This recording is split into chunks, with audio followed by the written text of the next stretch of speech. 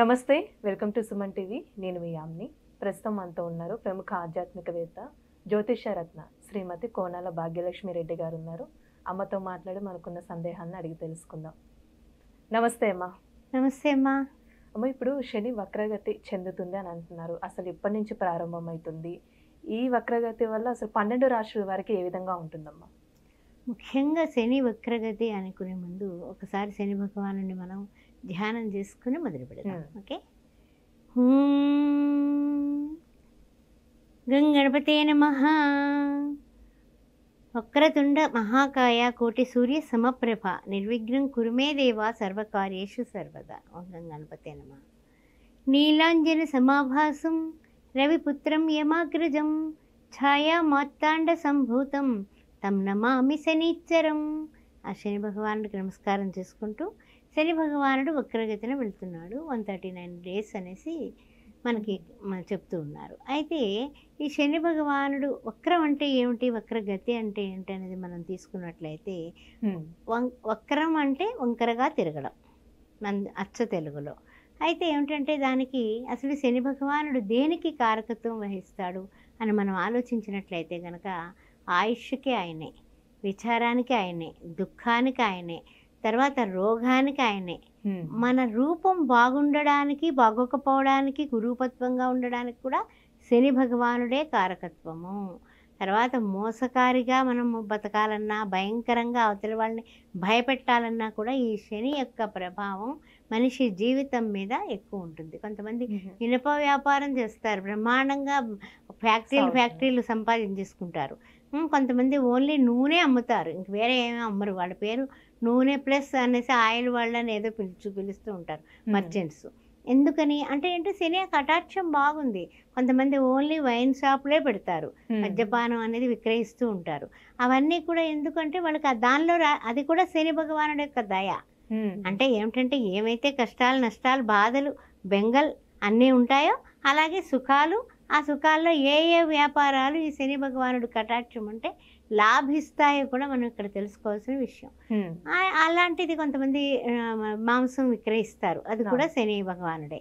Hotels, రెస్టారెంట్లు, పబ్బులు, రాత్రి మాటలు వెళ్ళేటటువంటి క్లబ్బులు, పబ్బులు అన్నింటికీ ఈయనే.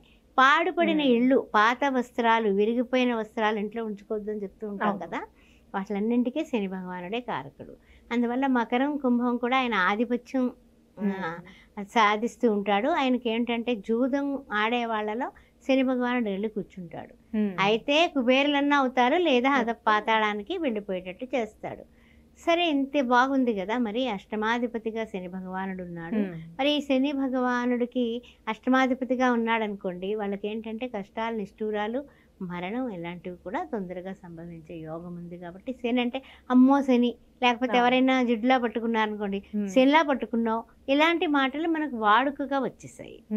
అలాంటి ఈ యొక్క శని భగవానుడు వెనక్కి వెళ్ళి ముందుకు రావడం కానీ, తర్వాత ఇంకేంటంటే కొంతమంది పౌరుషం లేకుండా ఉంటారు. ఏంటి అసలు పౌరుషం లేదు, ఎన్ని మాటలన్నా సరే ఎంతే వచ్చి కూర్చుంటున్నాడు, అలా తిడుతూ ఉంటాం కదా, వాటిలన్నింటికీ కూడా శని యొక్క ప్రభావం కనబడుతూ ఉంటుందా. అయితే ఏంటంటే కనుక ఒక్క పనికి 3 సార్లు హార్డ్ వర్క్ చేస్తే తప్ప సక్సెస్ అవ్వలేరు. ఇది కూడా శని యొక్క ప్రభావమే. ఈ శని ప్రభావ కారకత్వాలు మనం చెప్పుకున్నాం కదా, ఇంకా మనం విషయంలోకి వెళ్ళిపోదాం. 12 రాశుల వారికి శని భగవానుడు వలన కలిగేటటువంటి శుభ లేకపోతే ఏమైనా కష్టాలు పెడతాడా, ఏ రాశుల వారికి ఎలా ఉండబోతుంది అనే విషయాన్ని మనం ఇప్పుడు పరిశీలిద్దాం. అమ్మ, ఈ శని వక్రగతి వల్ల అంటే ఇప్పుడు ధనుసు రాశి వారికి ఏ విధంగా ఉంటుంది అసలు? తప్పనిసరిగానమ్మా, ధనుసులో ఉన్నటువంటి మూల నక్షత్రం, పూర్వాషాఢ, ఆ తర్వాత ఉత్తరాషాఢ ప్రథమార్థం ఏ విధంగా ఉండబోతుంది అనే విషయాన్ని మనం మాట్లాడుకునే ముందు అసలు ఇది ఎవరి రాశి? గురువుగారి రాశి. గురువు యొక్క రాశి ధనుసు రాశి, మీనరాశి గురువుగారి యొక్క రాశి. అయితే ఏమిటంటే కనుక మనము ఈ రాశిలో ఉన్నటువంటి వారికి ఏ విధంగా ఉండబోతుందని చెప్పుకునే ముందు, గురువు యొక్క దయతో ఈ రాశిలో ఉన్న వాళ్ళు ఎప్పుడు కూడా అదృష్టవంతులే. అయితే ఏంటంటే చిన్న చిన్న పరీక్షలు అనేది ఎప్పుడు కూడా వస్తూ ఉంటాయి. అయితే ఎవరికైనా కూడా అంటే మనకి ద్వితీయంలోని తృతీయంలోని శని భగవానుడే ఉంటాడు. అందువల్ల అక్కడ వక్ర స్థానంలోకి వెళ్తున్నాడు కాబట్టి గతంలో ఏదైనా మనం సిగ్నేచర్స్ పెట్టేస్తూ ఉంటాం కదా, అవును. పెన్ ఉంది కదా, ఎవరైనా అడిగితే పాపం చిక్ చిక్ చిక్మని పెట్టేస్తూ ఉంటాం. ఆ సిగ్నేచర్స్ వల్ల ఇబ్బంది పడే పరిస్థితులు కనపడుతున్నాయి. అయితే ఏంటంటే అలాగని మనం ఏంటంటే సాక్షి సంతకాలు, లేకపోతే మధ్యవర్తిత్వంగా సంతకాలు, లేకపోతే హామీ సంతకాలు ఎన్నో ఉంటాయి కదా, అవి ఇప్పుడు ఈ 139 రోజుల్లో పెట్టబాకండి.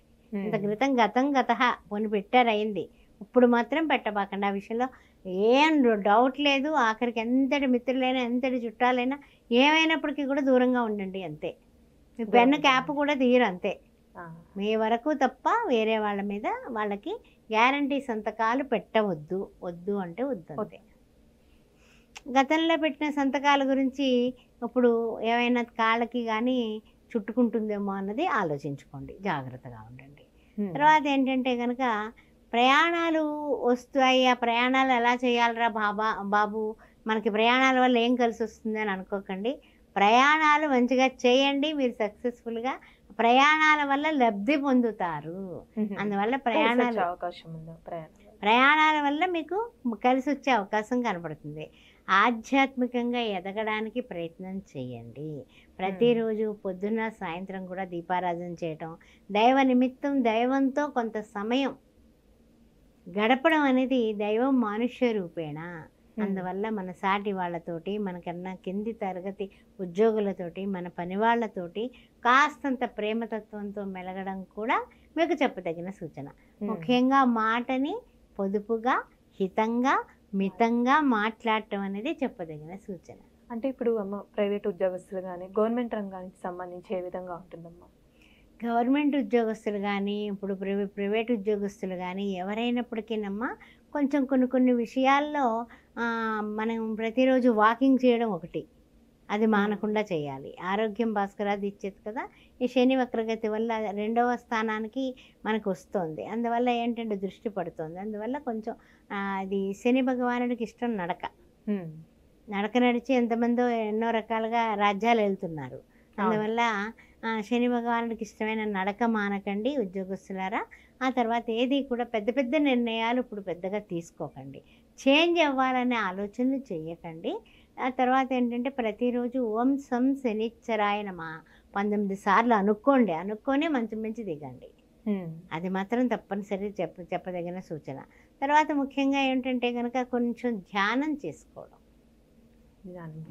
దాని మీద కూడా మీరు ఏదన్నా సరే యోగా కానీ ధ్యానం కానీ ఇలాంటి వాటి మీద కూడా మైండ్ పెడితే మనస్సు మనయేవ మనుష్యానం కారణం బంధం వచ్చేయో, రకరకాల బంధనాల వల్ల మనిషికి మనస్సుని అటు ఇటు పెండ్యులం లాగా కదులుతూ ఉంటుంది కదా, దాన్ని మనం కొంచెం నివారించుకోవచ్చు. ధ్యానం మీద, శ్వాస మీద దృష్టి పెట్టడం అనేది చెప్పదగిన సూచన ధనుస్సు రాశి వారికి. లేకపోతే మనకి తెలియకుండా కృంగిపోతాం, కాసేపు హుషారుగా ఉంటాము, కాసేపు అలా నిరాశ నిస్పృహ. అందువలన ఈ విషయాలు గుర్తుపెట్టుకొని ఏదైనా పెట్టుబడులు కానీ, లేకపోతే ఏదైనా మార్పులు చేర్పులు, లేకపోతే వ్యాపారంలో ఇంకా ఎక్కువ ముందుకు వెళ్ళిపోదాము, లేకపోతే ఉద్యోగాలు మారిపోదాము, ఇలాంటివి 139 రోజులు కాస్త జాగ్రత్తగా తెలివితేటలుగా మీకన్నా తెలివైన వాళ్ళ సలహా తీసుకుని ముందుకు వెళ్ళండి. అలానే ఇప్పుడు కోర్టు సమస్యలు ఉన్న వాళ్ళకి ఏ విధంగా ఉంటుందమ్మా? కోర్టు సమస్యలు ఉన్న వాళ్ళకి అన్ని విధాలా బాగుందమ్మా. కానీ ఏంటంటే కనుక ఆ విషయంలో కూడా మీరు అంటే ఎలా ఉంటుందంటే కనుక డబ్బు ఇస్తూ ఉంటారు లాయర్లకి అదిని, కానీ వాళ్ళు ఏంటంటే రేపు అయిపోతుంది ఎల్లుండి అయిపోతుంది అని తిప్పుతారు. అందువల్ల కొంచెం జాగ్రత్త. వాళ్ళతో కూడా మీరు లౌక్యంగా మాట్లాడటం అనేది చెయ్యండి. అప్పుడు మన పనులు సమయానికి అయ్యేటటువంటి విషయం ఉంది. ఎక్కువ దాన ధర్మాలు ఎలా చేయాలన్నది ప్లాన్ చేసుకోండి.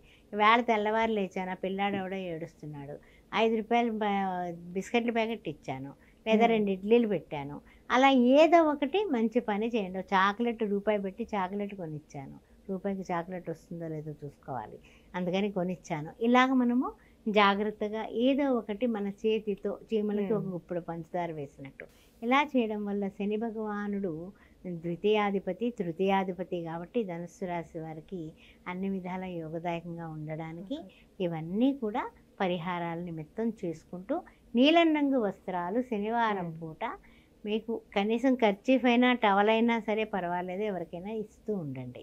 అలాగే 139 రోజుల్లో ఎన్ని శనివారాలు వస్తే అన్ని శనివారాలు నీలం రంగు వస్త్రం, భోజనం, చాలు. మంచి పరిహారం తెలియజేస్తారమ్మా. ధన్యవాదాలు. శ్రీమాత్రే నమః.